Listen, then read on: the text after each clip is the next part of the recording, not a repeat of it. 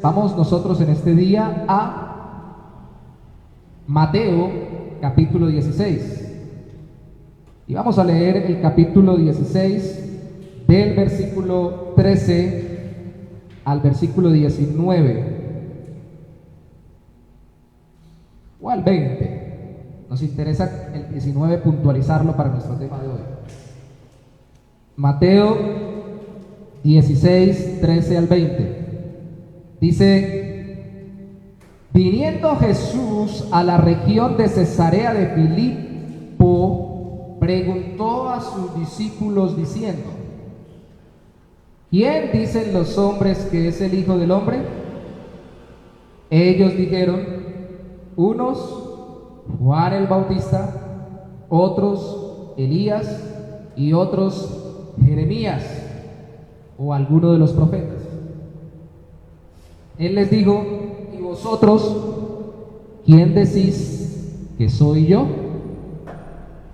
Respondiendo Simón Pedro dijo: tú eres el Cristo, el Hijo del Dios viviente. Entonces le respondió Jesús: bienaventurado eres, Simón, hijo de Jonás, porque no te lo reveló carne ni sangre, sino mi Padre que está en los cielos. Y yo también te digo que tú eres Pedro, y sobre esta roca edificaré mi iglesia, y las puertas del Hades no prevalecerán contra ella. Y a ti te daré las llaves del reino de los cielos, y todo lo que atares en la tierra será atado en los cielos, y todo lo que desatares en la tierra será desatado en los cielos. Entonces mandó a sus discípulos que a nadie dijesen que él era Jesús, el Cristo.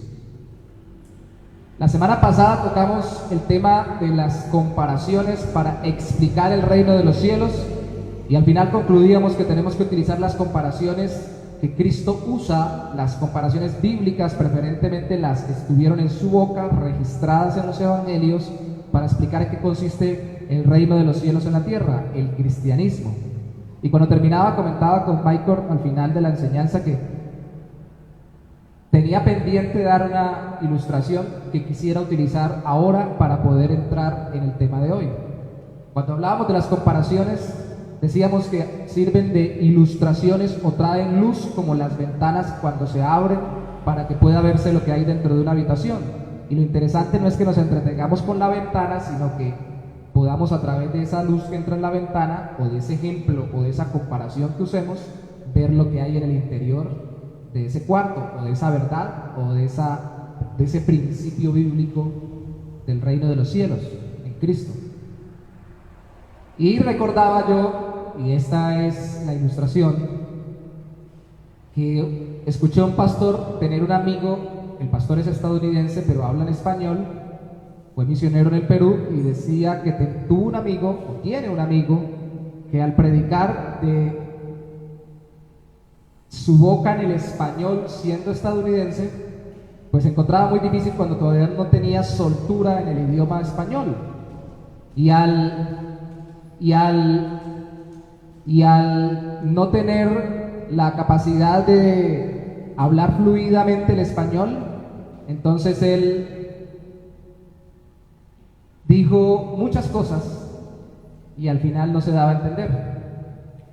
Entonces, cuando terminó un día un sermón, simplemente lo que dijo fue: miren el cielo, porque era de noche. Ven, el cielo está oscuro, oscuro como sus pecados, y las estrellas alumbran como alumbra la gracia y el perdón de Dios en Cristo. Y después de que se había esforzado tantas veces y de tantas formas para explicar, y no le habían entendido, con esta pequeña ilustración o comparación o parábola, si la podemos llamar, dice que ellos fueron tocados por el Espíritu Santo y entendieron su pecado, y no se quedaron embelesados adorando ni al cielo ni a las estrellas, sino que adoraron a Cristo con su santidad, perdonarlos y justificarlos, o darles una vida nueva y santa, sabiéndose ellos pecadores. Cuando se hacen comparaciones en parábolas, son historias que contienen la palabra como, semejante, parecido. Entonces este hombre pudo haber usado la palabra como. Sus pecados son como el cielo que está totalmente negro. Pero cuando se usa otra figura, que le llamamos metáfora, no se usa la palabra como, semejante, parecido, igual que, sino que directamente se dice que es. Jesucristo utilizó muchas metáforas, como cuando él dijo de sí mismo: yo soy el pan de vida, yo soy la luz del mundo, yo soy el camino, la verdad y la vida, yo soy el buen pastor. Él no ejerció el pastoreo, ni era una luz física, ni era un pan como el que hacían en esa época, ni tampoco era un terreno en medio de otros terrenos para que la gente pudiera transitar por allí. Cada vez que decía que él era eso, lo que estaba era ilustrando que era en el ámbito espiritual como el Salvador. Igual que con las parábolas, con los símiles que vienen en las parábolas, las comparaciones, toma algo del ambiente para poder revelar algo más profundo y eterno sobre él, sobre Dios, o sobre el estado de la humanidad, o sobre la obra de Dios en los seres humanos. Esos son metáforas. Entonces incluso ni siquiera se puede llegar a decir es o fue, sino que directamente se le puede decir o llamar como si fuera, y eso sigue siendo metafórico. Como cuando nosotros, por ejemplo, decimos es un tigre o el tigre, para no decir es. Jugando fútbol, un tigre, decimos el tigre del fútbol por su agresividad y todo lo demás. No decimos es, o no decimos en el fútbol es un tigre. Incluso lo utilizamos, y hago estos ejemplos para que entendamos que esto que vamos a ver hoy, necesito que entendamos que tiene mucho de metáfora, de lenguaje metafórico o simbólico, pero primero entendamos que nosotros también usamos ese lenguaje. Permítame decirlo peyorativamente. Por ejemplo, la gente dice a alguien, le dice no sea burro, por decirle no sea tonto. Lastimosamente es un insulto, pero no es que la persona tenga las características del animalito, sino que está tratando de aludir a alguna característica puntual para decir que no es rápido o ágil para comprender. Se puede utilizar tanto despectivamente como para valorar o simplemente para aclarar. Nosotros también usamos, y usted puede pensar ahora en muchos más ejemplos en su propia vida y en nuestro propio lenguaje. Hoy el tema es las llaves del reino de los cielos. Y ya con decir las llaves, se dan cuenta ustedes que es lenguaje metafórico. Porque realmente Cristo le entregó unas llaves físicas a Pedro, no. De hecho, hay una estatua muy antigua que era de la cultura griega que pasó al catolicismo romano y se utilizó para simbolizar al apóstol Pedro. Está, si no estoy mal, todavía en Roma, que tenía el hombre unas llaves y si no recuerdo mal también un gallo, y qué mejor que a Pedro le cantó 3 veces el gallo y que Cristo le dio las llaves. Pero realmente las llaves no se las dio físicamente, apuntan a una verdad espiritual que hoy vamos a contemplar. Y antes de abordar el significado de las llaves, repasemos lo que está escrito por Mateo antes de llegar al capítulo 16, porque la última vez llegamos al capítulo 13. De hecho, el capítulo 16, antes de llegar al versículo 13, que fue donde leímos, Cristo termina también regañando a sus discípulos por no entender un símbolo o una metáfora, porque le dijo: cuídense de la levadura de los fariseos. Y ellos pensaron que era porque ellos no habían tomado pan ni habían guardado pan después de la multiplicación de los panes en el capítulo anterior, en las 4,000 personas. Entonces pensaron que Cristo los estaba regañando por no tener pan. Tomaron algo simbólico o metafórico como algo literal, y Cristo les explica: no entienden que se guarden de la levadura de los fariseos, y les explica que se guarden de sus enseñanzas, no cuando citan correctamente la Biblia, sino cuando la malinterpretan para autojustificarse y creerse que ya están santos y condenar a los demás. Ah, ellos entendieron entonces, porque acaba de tener un encuentro con los, antes de la porción que leímos hoy, con los fariseos, donde le habían pedido otra señal.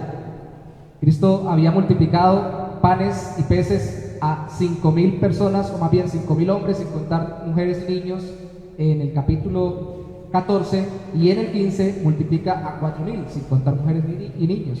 Y todavía le estaban pidiendo otra señal.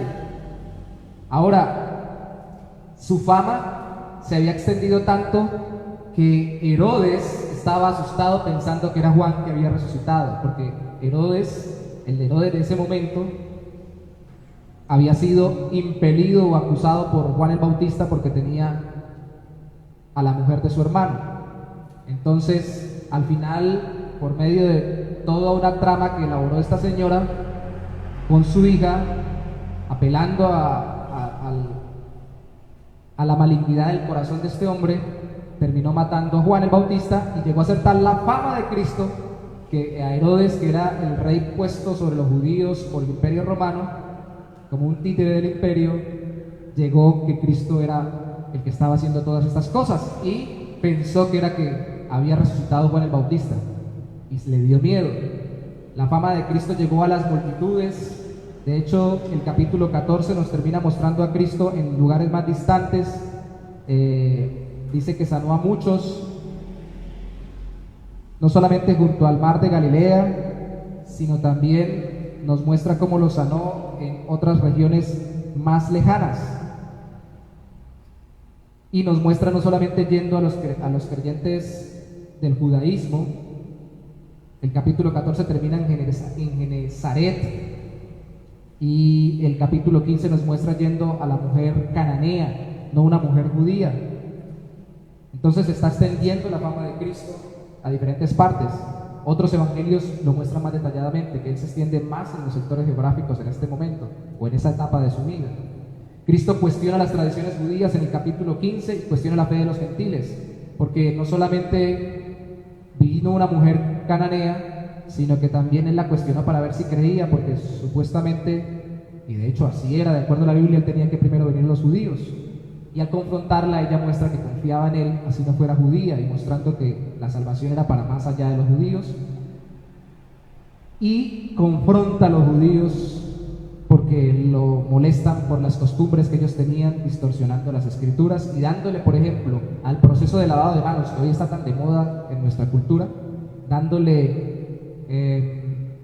connotaciones o valoración espiritual. Y Cristo les dice: no contamina lo que lava, lo que entra por la boca, no contamina al hombre, por lo cual hay que lavarse las manos. Lo contamina es lo que sale del corazón. De hecho, haciendo un pequeño paréntesis, es mucho más terrible el pecado que sale del corazón, porque nos da muerte eterna, a el virus que puede entrar por no lavarnos las manos, o las bacterias que puede entrar al comer sin lavarnos las manos, porque eso apenas se nos da muerte física. Es un paréntesis, sobre todo por la situación que estamos viviendo, para que dejemos el pánico y valoremos las cosas en su perspectiva, siendo cuidadosos, pero no siendo no entrando en psicosis ni en pavor. Cristo los confrontó. Cristo le dijo a los discípulos que se guardaran de su levadura. Cristo encontró el momento adecuado para darle las llaves a Pedro. De hecho, Pedro en el capítulo 14 había caminado sobre las aguas, cuando Cristo también había venido a ellos caminando sobre las aguas en medio de una tormenta. Por lo cual quiero afirmar en esta mañana que las llaves del reino de los cielos no fueron un premio para Pedro por caminar sobre el agua, porque después se hundió cuando dejó de mirar al Señor y miró la tormenta. Ni tampoco fue un premio para Pedro por decir quién era Cristo, que fue lo que leímos en el texto que nos compete hoy, como diciendo: Pedro, como tú pasaste la lección bien, entonces ahora a ti te doy las llaves y a nadie más le voy a dar estas llaves. Porque después Pedro es reprendido por Cristo por hablarle como Satanás. Cristo le dice: aléjate de mí, Satanás, porque no pones la mira en las cosas de Dios sino en las de los hombres. Cuando Jesús empieza a anunciar que va a morir por nuestros pecados, Pedro, que estaba muy adelantado, pensando, y de hecho sabiendo que había atinado a quién era Cristo, el Hijo del Dios viviente, a la respuesta, ahora le dicen, no se deje matar, Señor. Y Cristo lo identifica como enviado de Satanás por poner la mirada, como los demás hombres, en preservarse en vez de hacer la voluntad de Dios. O sea que no fue un premio ni por lo uno ni por lo otro, ni tampoco un premio adelantado, digámoslo de una vez, porque tal vez al final de la predicación no lo haya tomado en cuenta, porque en el capítulo 17, junto con Jacobo y con Juan, hayan visto ellos al Señor transfigurarse, hablando con Moisés y con Elías, que fue una experiencia inolvidable que Pedro registra en Primera de Pedro, porque no solo lo vio él, también Jacobo y Juan, y además ellos, encabezados por él, terminaron diciendo: quedémonos aquí, malinterpretando lo que pasó en ese momento. O sea que no fue solo para él, ni por méritos humanos, sino que más bien las llaves son símbolo de la apertura del reino de los cielos al predicar el Evangelio. Las llaves, un símbolo, una metáfora, simbolizan la apertura del reino de los cielos al predicar el Evangelio. De hecho, permítame enredar un poquito más el asunto. Dijo un amigo alguna vez que tuvo un profesor que decía en la universidad: ¿por qué lo hacemos sencillo si lo podemos hacer complicado? Esperen, lo enredo un poquito más. Y comparemos una metáfora con otra metáfora. Porque a veces uno dice varias cosas cuando está conversando y hace varias comparaciones en símiles o en metáforas de lenguajes simbólicos, y ni cuenta nos damos, y a veces hasta metemos 3 y 4 en un solo párrafo. Y nos parece terrible a veces cuando leemos en la Biblia: no, era igual que con nosotros. ¿Y sabe cuál es la primera metáfora antes de las llaves? El tema son las llaves. La roca. Y vamos a hablar de cómo las llaves son equiparables o comparables hasta cierto punto a la roca. Vuelva conmigo, Mateo 16:13. Viniendo Jesús a la región de Cesarea de Filipo, preguntó a sus discípulos diciendo: ¿quién dicen los hombres que es el Hijo del Hombre? Ellos dijeron: unos Juan el Bautista, otros Elías, otros Jeremías o alguno de los profetas. De hecho, cuando dice que unos Juan el Bautista, está citando a Herodes, que dijo que era Juan el Bautista, Cristo resucitado. Otros Elías. ¿Por qué? Porque se sabía por la profecía de Malaquías que tendría que venir Elías, y Cristo dijo que Elías vino de forma espiritual con el mismo talante ministerial cuando vino Juan, que fue el que anticipó a Cristo. No fue una reencarnación de Juan, como algunos quieren interpretar, que Juan no fue una reencarnación de Elías, sino que más bien Juan utilizó un ministerio, o Dios lo usó un ministerio como el de Elías para anunciar a Cristo. O sea, Cristo no era Elías, Cristo no era Juan el Bautista. Jeremías, dicen algunos, y hay una tradición judía que enseñaba que Jeremías iba a llegar también en esa época antes de que llegara el Señor. O alguno de los profetas, que fue lo que se terminó pensando, y hay estas religiones que se levantaron después pensando que Jesucristo fue un gran profeta, pero no el más grande de los profetas. Y ustedes saben, seguramente por cultura general, a qué religiones mundiales me refiero: monoteístas que ven a Cristo como un gran profeta. A veces incluso así lo ven en el llamado cristianismo de algunos. Pero él es más que un profeta. Él les dijo: ¿y vosotros quién decís que soy yo? O sea, importante es qué piensa usted. Y les está hablando a los 12. Respondiendo, Simón Pedro dijo: tú eres el Cristo, el Hijo del Dios viviente.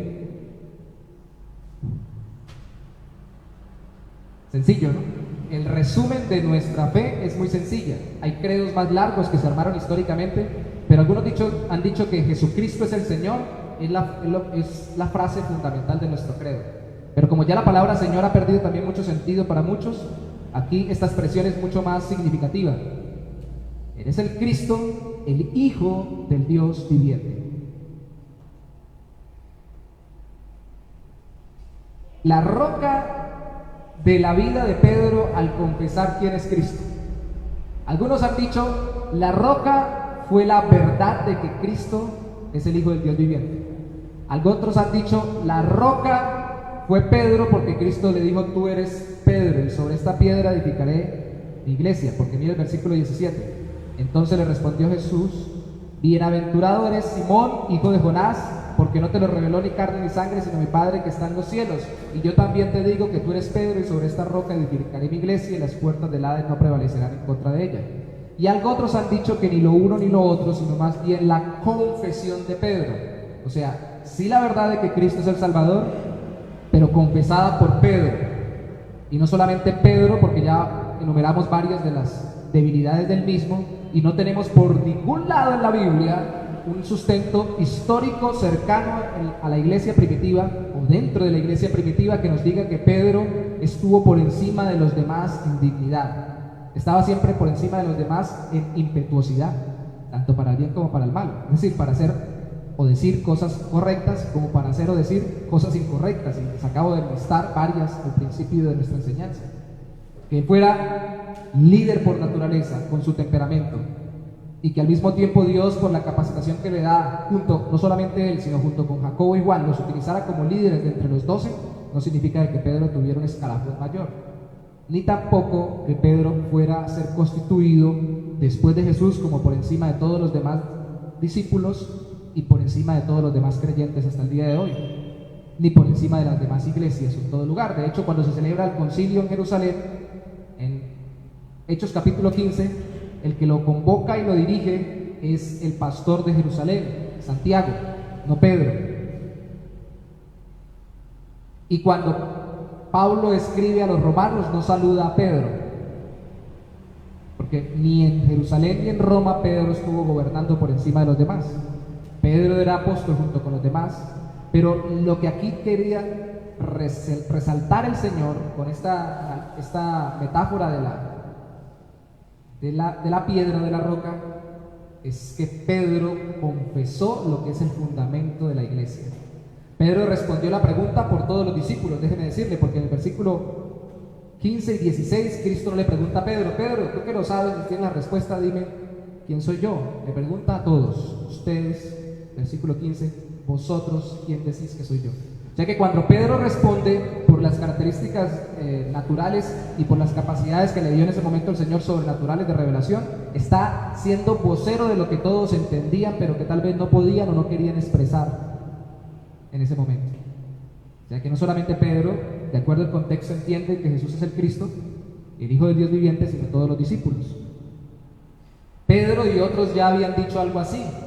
En Juan capítulo 1, versículo 41 se nos dice que Andrés le dijo precisamente a Simón, su hermano Pedro: hemos encontrado al Mesías. En el versículo 49 también vuelve y lo registra, pero ahora en boca de Natanael: tú eres el Hijo del Dios viviente. Una expresión parecida, que también fue discípulo de Cristo, pero no fue de los cercanos a él.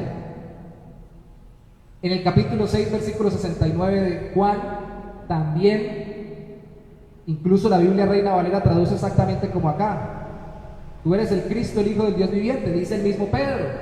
Cuando Cristo, después de que la gente se empieza a ir, después de la multiplicación de los panes, eso es algo que narra Juan, no lo narra Pedro, Cristo empieza a predicarles y les empieza a demandar una responsabilidad especial para seguirlo a él, y no solamente venir a comer pan o disfrutar de sus beneficios, y la gente empieza a irse, porque la palabra muy dura, dice Juan capítulo 6, y entonces Cristo se voltea a los suyos, a sus discípulos, a los 12 que había escogido, y les dice: ¿ustedes también se quieren ir? Los reta, y Pedro dice: Señor, ¿a quién iremos si solo tú tienes palabras de vida eterna, y tú eres Cristo, el Hijo del Dios viviente? La mayoría de versiones modernas, fuera de la Reina Valera también antiguas, traen en ese texto en Juan 6:69: tú eres el Mesías, el Santo de Dios.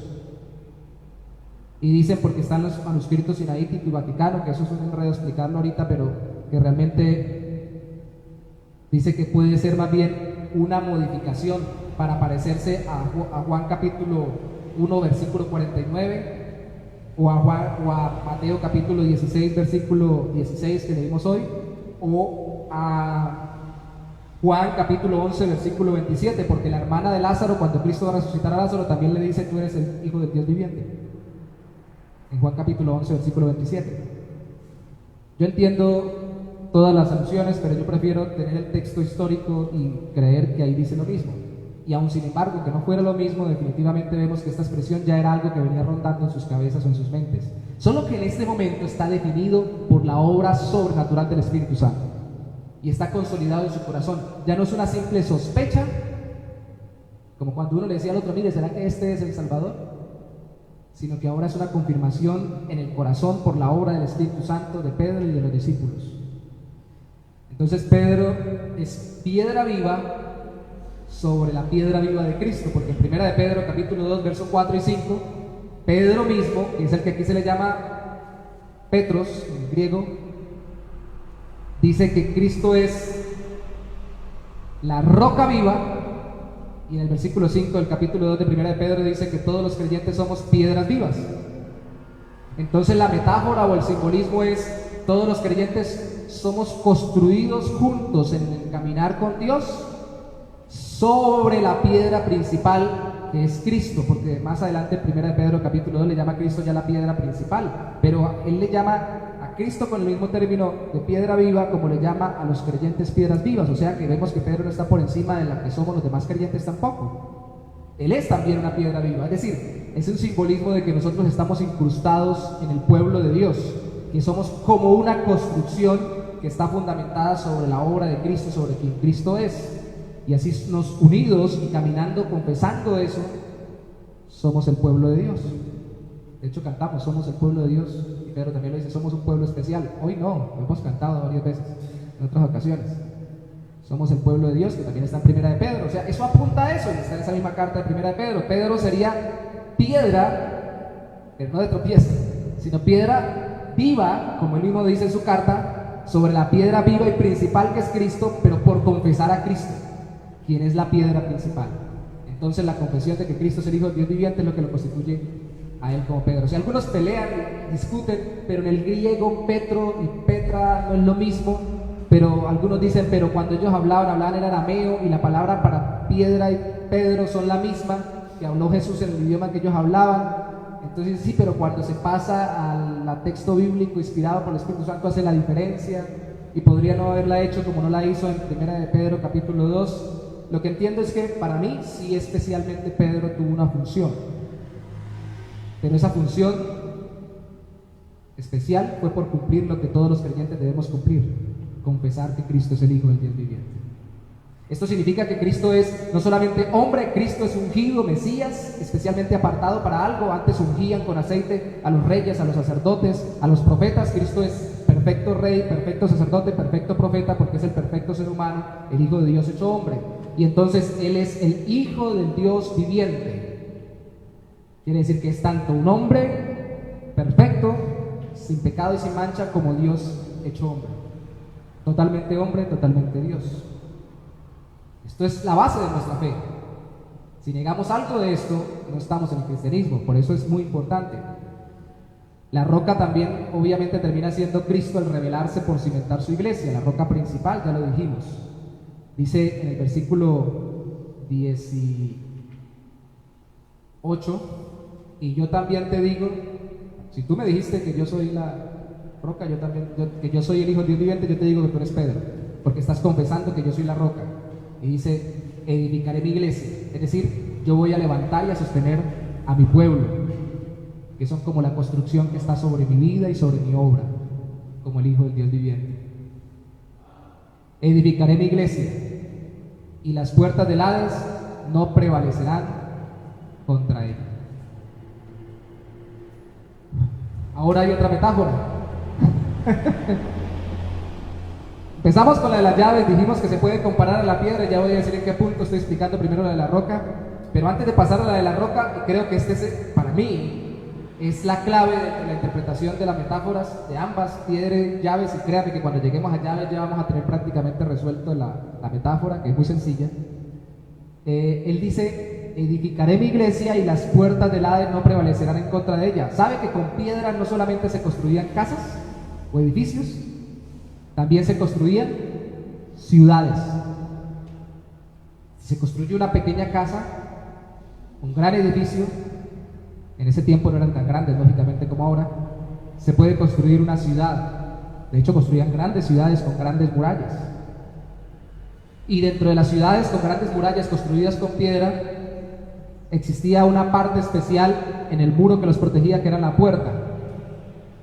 Y lo que aquí seguramente está apuntando el Señor Jesús es al hecho de que ellos entendieran que cuando se identificaba en el Antiguo Testamento, pero en el Nuevo también lo vemos, como se ve en Hebreos capítulo 11, el pueblo especial de Dios no solamente se identifica como construido sobre la verdad que Cristo es el Salvador, sino que también se identifica como perteneciente a una ciudad, la ciudad celestial. Porque las ciudades antes eran los reinos, eran reinos dentro de una ciudad con unas murallas y con unas puertas para defenderse. Y cuando una ciudad iba contra otra ciudad, entonces tenía que arremeter contra las puertas de la otra ciudad, hablando de un pueblo diferente al otro pueblo que están en alguna enemistad. Y lógicamente para resistir tenían que prevalecer con sus puertas cerradas y bien estables para que no entrara el enemigo de la otra ciudad y lo conquistara. Lo más terrible, matar a su pueblo, pero aún, algunos dicen más terrible aún, se llevara secuestrados a la otra ciudad, a los de esta ciudad. Entonces aquí se eleva más la metáfora, porque Cristo no solamente está levantando un pueblo que se construye sobre la verdad y ahí se quede simplemente pensando Jesucristo es el Hijo del Dios viviente, sino está levantando un pueblo que sea no solamente como una construcción, sino como toda una ciudad que arremeta contra otra ciudad, la ciudad celestial que se introdujo aquí en la tierra contra la ciudad de la muerte, porque el Hades, la ciudad que tiene puertas de muerte, el Hades simbolizaba como el Seol en el Antiguo Testamento, el Hades en el Nuevo Testamento, se le llamaba así a la muerte o al lugar de la sepultura, también lógicamente el lugar de tinieblas o de oscuridad. Entonces está diciendo, yo levanto un pueblo, edifico mi iglesia, que es un término que significa a los llamados fuera del mundo, para que se conforme como un pueblo, una construcción, una ciudad que arremeta contra la muerte espiritual en este reino pecaminoso del mundo y que muchas almas sean arrebatadas para el reino de los cielos por el poder de Dios a través de este pueblo de Cristo, el pueblo de Cristo, la iglesia.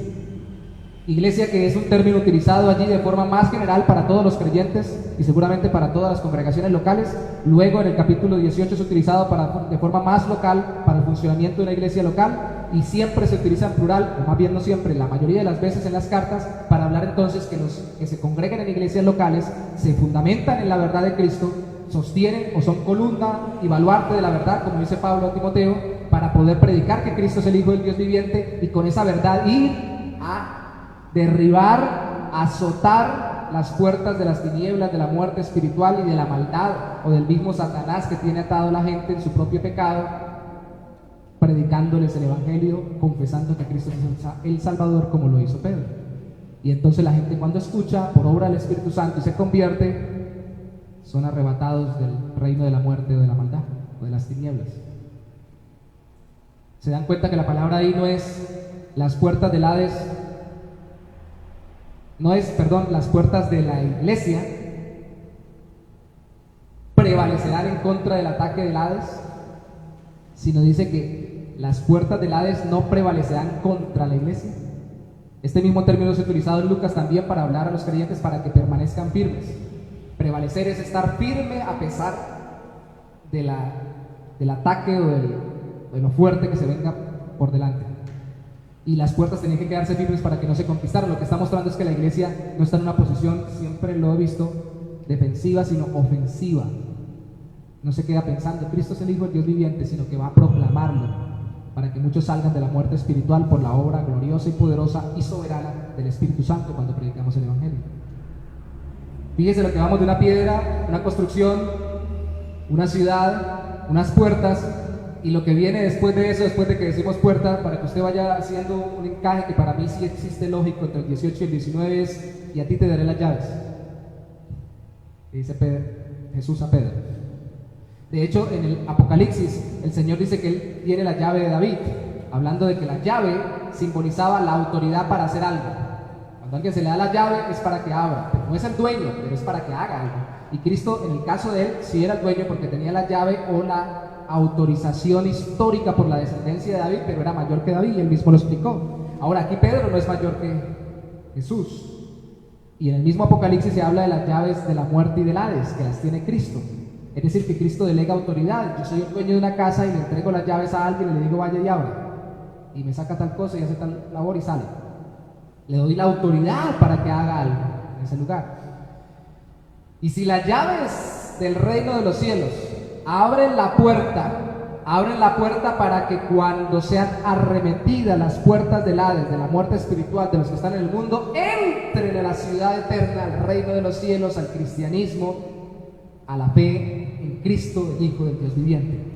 Entonces, si la piedra simboliza que Pedro confesó, y yo creo que sí, históricamente fue porque confesó a Cristo de una forma consolidada por revelación del Espíritu Santo, en ese momento que Cristo es el Hijo del Dios viviente, las llaves es la autorización o la autoridad que Cristo le entregó a Pedro para que en el nombre de Él y por el poder del Espíritu Santo, el día de Pentecostés, entonces Él abriera el reino de los cielos para que entraran todos los que se convirtieran a Cristo. Eso lo vemos en Hechos capítulo 2, en el versículo 14 dice la Biblia: Pedro se pone en pie después de que todo el mundo pensó que todos estaban borrachos porque estaban hablando en diferentes lenguas y todos lo entendían, y algunos se quedaron asustados, pero muchos se quedaron asustados, pero otros empezaron a burlarse cuando el Espíritu Santo había venido sobre los creyentes, no solo sobre los 12, sino sobre todos los que estaban en el aposento alto, esperando que Cristo enviara lo que había prometido, al otro Consolador, a la tercera persona de la Trinidad, al Espíritu Santo, que no solo les trajo esta manifestación, sino que les trajo su dirección, como la que Cristo daba a ellos dentro de su corazón, para capacitarlos y hacer que Pedro, que a veces era muy dirigente, pero a veces muy negligente, que a veces atinaba, pero a veces desatinaba, ahora fuera valiente y continuamente pudiera proclamar el Evangelio y fuera el primero de todos los discípulos que se levantara a predicar. Abrió la puerta del reino de los cielos. Ahí están las llaves. Y al abrir la puerta del reino de los cielos, aunque se quisiera poner firme las puertas del Hades contra la iglesia, muchos escaparon por la predicación y llegaron a creer en Cristo. Ya más claro sobre qué es las llaves, fíjense que habiendo visto la otra metáfora de la piedra y también la de la puerta, entendemos la de las llaves. Pero ahí viene otra metáfora más antes de que podamos decir vamos a terminar. Dice versículo 19: y a ti te daré las llaves del reino de los cielos. Wow, ya sabemos, Señor.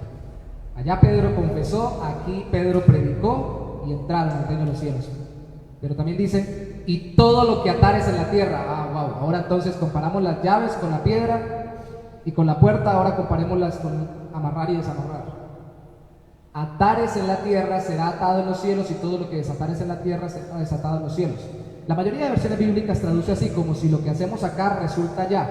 Hay algunas versiones y muchos eruditos que han dicho puntualmente, eruditos en el idioma griego, que realmente no es que lo que haga uno aquí repercuta allá, sino que el verbo está de tal forma conjugado, para no enredarlos mucho con conjugaciones del griego, está de tal forma conjugado que más bien debería ser traducido como traduce la versión de la Biblia textual, el Nuevo Testamento de la Biblia textual, que traduce: lo que atares en la tierra habrá sido atado en los cielos, y lo que desatares en la tierra habrá sido desatado en los cielos, poniendo como preeminencia el cielo sobre la tierra y no la tierra sobre el cielo, porque de hecho estamos abriendo el reino de los cielos. Ahora, lo que sí es cierto es que en ambos casos, tanto esta traducción como la de la Biblia textual, nos está enseñando de que simultáneamente está sucediendo algo que viene del cielo y algo que se está haciendo en la tierra. Y no es que Dios llegue y actúe sin que use a sus instrumentos humanos, ni que los instrumentos humanos actúen sin que Dios haya autorizado, de tal forma de que entonces tenga Dios que responder porque le tocó. Ni que tampoco Dios actúe sin que los instrumentos humanos sean sensibles y lo hagan voluntariamente. Lo hace, es preeminente la obra de los cielos, la obra de Dios, la soberanía de Dios en la tierra, pero lo hace a través de personas que lo hacen voluntariamente. Y simultáneamente sucede que cielo y tierra son consecuencia de lo que Dios desea hacer. De hecho, permítame recordar que las llaves, que el atar, y desatar eran términos rabínicos para prohibir y permitir, términos de los maestros judíos para decir: está prohibido esto, está permitido aquello.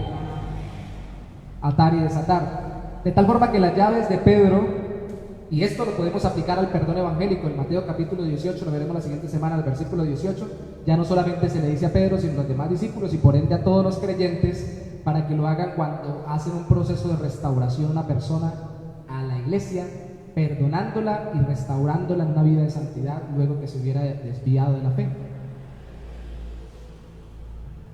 Entonces no solo para Pedro, para toda la iglesia, pero también Pedro empieza cuando predica el Evangelio a atar. ¿Por qué? Porque las llaves dadas a Pedro para desatar son para desatar al que cree y para atar al que no cree. Pero no porque él le ate o le desate a su antojo, sino más bien para declarar abierto el reino de los cielos al que se arrepiente y cree en Cristo, y para declarar cerrado el reino de los cielos al que no se arrepiente y no cree en Cristo. De tal forma de que cuando predicaba el Evangelio, Pedro, en ese momento que se levantó, los que siguieron burlándose o de incrédulos, les estaba atando o declarando como cerrada la puerta de los cielos porque no se querían convertir a Cristo ni arrepentirse de sus pecados. Y cuando lo hicieran y se convirtieran, que de hecho también fue por miles, 5,000 fueron los de multiplicación de panes en Mateo 14, 4,000 en Mateo 15, multiplicación de panes. Pero el día de Pentecostés, cuando Pedro predica, usa las llaves, desata a 3,000 aproximadamente, que se convierten en Hechos capítulo 2. ¡Wow! Eso es un milagro espectacular. Yo sigo considerando que es un milagro espectacular, como lo hemos dicho varias veces, porque nadie cree por sus propias fuerzas, ni por lo convincente que sea el predicador. Pedro era un pescador que no tenía mucha habilidad para hablar, pero tenía el Espíritu Santo para usarlo y sobre todo para actuar en aquellos que oyeran su predicación. O sea que no es que él atara o desatara conforme a su voluntad o su antojo, sino que él, cuando predicaba el Evangelio, estaba dejando en evidencia quién quedaba atado en su incredulidad o quién quedaba desatado por la obra del Espíritu de Dios a través de la fe en Cristo. Me he esforzado mucho para esta parte de atar y desatar, porque atar y desatar, así como dije hace un rato, que Pedro no fue puesto por encima de todos, y tengo que decirlo muy clarito en esta enseñanza, porque si no, alguien podría quedar con la duda, por lo cual Pedro no fue el primero de los apóstoles, y tampoco fue el obispo puesto sobre los demás obispos, por lo cual, y del cual todos descienden, por lo cual Pedro no fue el primer papa. Ya explicamos la metáfora de la roca. Tampoco atar y desatar significa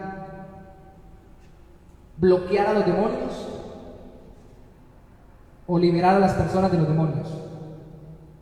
El uno, lo de la piedra, una mala interpretación en el catolicismo romano; lo otro ahora, lo de atar y desatar, una mala interpretación en muchos círculos evangélicos y cristianos protestantes de nuestra cultura y de nuestro tiempo.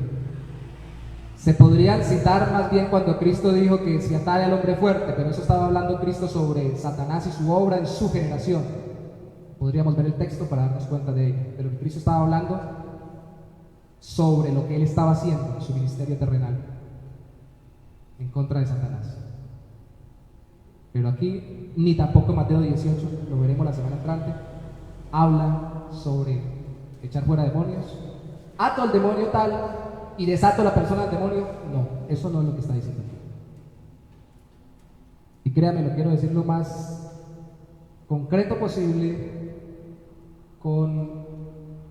poniéndome en la situación de la persona que así lo enseña, porque yo fui levantado con esa convicción, por la práctica. Y entonces muchas de las prácticas que tenemos en nuestras religiones, sea masiva, mundial, histórica, con una gran organización como el catolicismo romano, o en nuestras organizaciones, sean pequeñas, religiosas, o local, como una pequeña iglesia evangélica protestante, y lógicamente más de corte carismático, y lo que me enseñen a mí a veces termina repercutiendo más que lo que realmente el texto quiere decir.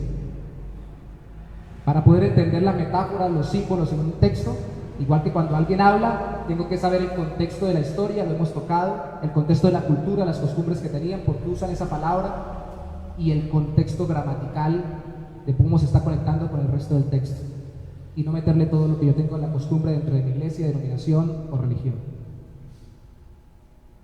¡Wow! Entonces, ¿para qué sirve que sepamos todo eso sobre las llaves del reino de los cielos? Atar y desatar, la puerta del Hades, la roca, que es Cristo. En resumen, que es que Pedro confesó que Cristo ya le dijo el Dios viviente, la base de nuestra fe, y que Pedro predicó abriendo el reino de los cielos para que la gente se convirtiera, y que los que no se convirtieran a la predicación quedaran atados en sus pecados como incrédulos. ¿De qué nos sirve eso a nosotros? Pues de mucho, porque al final la confesión y predicación de Pedro fue el prototipo Y yo sí creo que Pedro fue el precursor. Y yo no tengo problema de pensar que Pedro está en ese sentido primero que todos nosotros, pero no primero en el sentido de que sea por encima de nosotros en importancia, sino en el tiempo, en la historia. Fue el primero que se levantó después de la venida del Espíritu Santo a predicar e inauguró el reino de los cielos, Dios a través de su predicación. Usó las llaves. Pero es el prototipo para todo lo que nosotros tenemos que hacer. No solamente lo que todos los apóstoles hicieron, no solo Pedro lo hizo, sino también todos los cristianos debemos hacer. La pregunta es, ¿usted usa las llaves? Yo uso las llaves. Déjenme extenderme con una pequeña ilustración rápidamente. Les recomiendo, está solo en inglés, el testimonio del pastor luterano Richard Gumbral, si no estoy mal se lee, que fue apresado en 1948 por el Partido Nacional Socialista Nazi.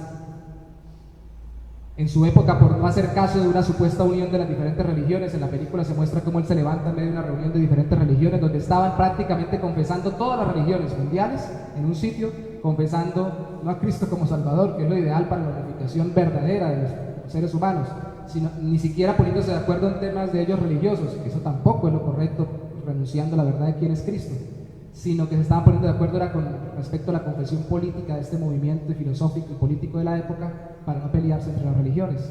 Y él se levanta y pide la palabra como pastor luterano y le dice a todos que el fundamento es Cristo, que Cristo es el Salvador, que vino por nuestros pecados. Le cortan el micrófono, lo empiezan a perseguir, le saco la historia corta, al final él terminan apresándolo, su esposa también mucho tiempo, y dura años preso. Y él escribe un libro después que sale que se llama Torturado por Cristo. Está en inglés, ahora haya traducción en el español. Pero a mí me sorprende que en la película y en el libro, aunque yo no entiendo inglés y la vi en inglés, pero se entiende mucho por los subtítulos en inglés y por las escenas, me sorprende cómo el que entraba a torturarlo todos los días entraba con una hazaña desde que lo recibió, lo torturaba y le insistía cuando lo veía orando: ¿y por qué oras todavía de ese Dios imaginario? Y le volvía a torturar y le volvía a torturar y le volvía a torturar. Él usaba las llaves físicas para abrir la puerta, para entrar a castigar al creyente. Y él oraba y así lo pescaron orando. Y él decía: porque lo necesito. Y se acordaba, no tenían Biblia, se acordaba de los textos bíblicos memorizados y de los héroes de la fe, cristianismo. Y recordaba que Cristo nos amó y que por eso debemos amar a nuestros enemigos. Y un día, cuando él usó las llaves para abrir la puerta, entró porque estaba otra vez orando y dice: ¿no entiendes por qué quieres que te golpee a cada rato? ¿Por qué sigues orando a ese Dios? Y él le dice: ¿Qué estabas orando? ¿Qué estabas pidiendo? Y él le dijo: oraba por ti. Y le predica el evangelio. Y el carcelero, que tenía las llaves físicas, es introducido al reino de los cielos cuando este pastor usa las llaves de la predicación del evangelio en oración por la obra del Espíritu Santo. La pregunta es: ¿qué excusa tenemos para no usarlas? Para no confesar a Cristo continuamente cuando nos pregunten. Ahí fue el mismo Cristo que le preguntó a Pedro y a los discípulos. Nos pueden preguntar, pero si no nos preguntan, ¿qué hacemos? Hagamos lo que hizo Pedro con las llaves: se paró y habló. Si nos preguntan, hay que confesar, pero si no nos preguntan, hay que predicar. No nos quedemos callados, usemos la enseñanza. Ya hemos visto, como hasta la semana pasada, que no solo es proclamar que Cristo es el Salvador y que pedir que se arrepientan y crean en Él, sino también es sentarnos a explicarle detalladamente con ejemplos y desde la Biblia quién es Cristo, quiénes somos nosotros y cómo es que Cristo nos salva, desde lo que Él ha hecho en nuestro corazón y vida, para que la persona vea que estamos hablando de corazón a corazón, como lo hizo este pastor con su carcelero. ¿Cuáles llaves fueron más poderosas? ¿Las de un carcelero bajo un partido totalitarista o bajo un gobierno totalitarista que azotaba a un pobre hombre que supuestamente creía en un Dios imaginario? ¿O las llaves de la predicación del reino de los cielos, que venció a este carcelero solo con la confesión de un hombre que estaba en la miseria según el mundo y según el mismo carcelero? Usemos las llaves, prediquemos el evangelio. Pregunta: ¿lo hacemos? Oremos. Señor, ayúdanos, Señor, a ser como Pedro. No quisiéramos ser como Pedro en el sentido de sus impetuosidades cuando yerra, pero definitivamente nosotros también erramos. pero sí queremos ser como Él, convencidos por la obra de tu Espíritu, no solo de que tú eres el Hijo del Dios viviente, y confesarlo cuando nos lo pregunten, sino también convencidos de que debemos predicarlo como las llaves que abren las puertas del reino de los cielos. A quienes hoy están sufriendo en este reino de muerte, de tinieblas, en el mundo, en su incredulidad. Y más en este tiempo, Señor, cuando la angustia gobierna en el corazón, porque si algo teme un muerto espiritual es a morir físicamente, porque no sabe de más allá de esta vida física. Y cuando abrimos la puerta del reino de los cielos y por la predicación del Evangelio y la obra de tu Espíritu Santo entran, son desatados para creer en Cristo, ellos pueden tener paz porque pierden el miedo que los ata a la muerte física, porque ya saben que no mueren espiritualmente. Y aún la circunstancia que estén viviendo ahora y la que puedan vivir después, en cualquier situación, en cualquier lugar, en cualquier país, en cualquier cultura, por terrible que sea, como la que estaba narrando hace un momento de este pastor que escribió este libro, Torturado por Cristo, aún en esas circunstancias, Señor, pueden tener paz y amar a nuestros enemigos. Podemos tener paz y predicar incluso a aquellos que nos persiguen y nos azotan, para que sean libres del pecado de su corazón por la obra de Cristo. Te damos gracias y te pedimos que eso sea lo que tú confirmes en los corazones de cada uno de nuestros oyentes, creyentes para que usen las llaves, inconversos para que vean abierta la puerta del reino de los cielos, escapen por su vida y luego también prediquen para que otros también sean salvos. Te lo pedimos en el nombre de Jesús. Amén. Dios los bendiga a todos. Muchas gracias por estar hoy con nosotros. Cualquier inquietud puede dejarla en los comentarios. Nos vemos con el favor del Señor el miércoles a las 7 de la noche en culto y todos los días a las 3 de la tarde seguiremos subiendo de lunes a sábado los devocionales. Saludos a todos. Use las llaves.